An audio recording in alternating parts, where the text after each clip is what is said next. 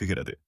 முக்கிய கருத்து: நமது உணர்ச்சிகள் கடந்த காலத்தில் நடந்த நிகழ்வுகளால் நம் உடலில் உருவாகும் ரசாயன மாற்றங்களின் விளைவுகளே ஆகும். காலையில் எழுந்தவுடன் நாம் நேற்றோ அல்லது அதற்கு முன்போ அனுபவித்த கவலை, சோகம், விரக்தி, கோபம் போன்ற பழக்கமான உணர்வுகளை மீண்டும் உணரும்போது நமது நாளை கடந்த காலத்திலேயே தொடங்குகிறோம். இந்த உணர்வுகள் நமது எண்ணங்களை கட்டுப்படுத்துகின்றன. இந்த உணர்வுகளின் அடிப்படையில் நாம் எடுக்கும் முடிவுகளும் செய்யும் செயல்களும் ஒரே மாதிரியாக இருப்பதால் நமது வாழ்க்கை எந்த மாற்றமும் இல்லாமல் கணிக்கக்கூடியதாக predictable அமைந்து விடுகிறது. அன்றாட வாழ்க்கை உதாரணம்: RCYIT ஒரு உடா ஆன் என் குன்னு 1.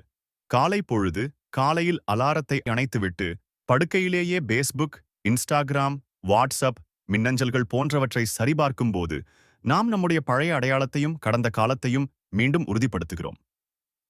பிறகு ஒவ்வொரு நாளும் செய்வது போலவே குளித்து பல் துலக்கி ஒரே மாதிரியான காலை உணவை உட்கொள்கிறோம். 2. வேலை. தினமும் ஒரே பாதையில் பயணித்து வேலைக்குச் செல்கிறோம். அங்கும் அதே சக ஊழியர்களுடன் பழகி நேற்று செய்த அதே வேலைகளை இன்றும் செய்கிறோம்.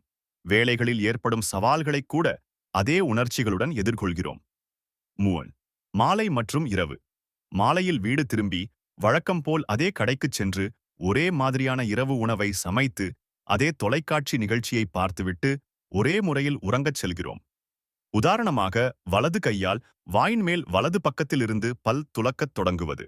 முடிவுரை: இப்படி ஒரேவிதமான செயல்களை திரும்பத் திரும்பச் செய்யும்போது அவை நம் பழக்கமாக ஹேபிட் மாறிவிடுகின்றன.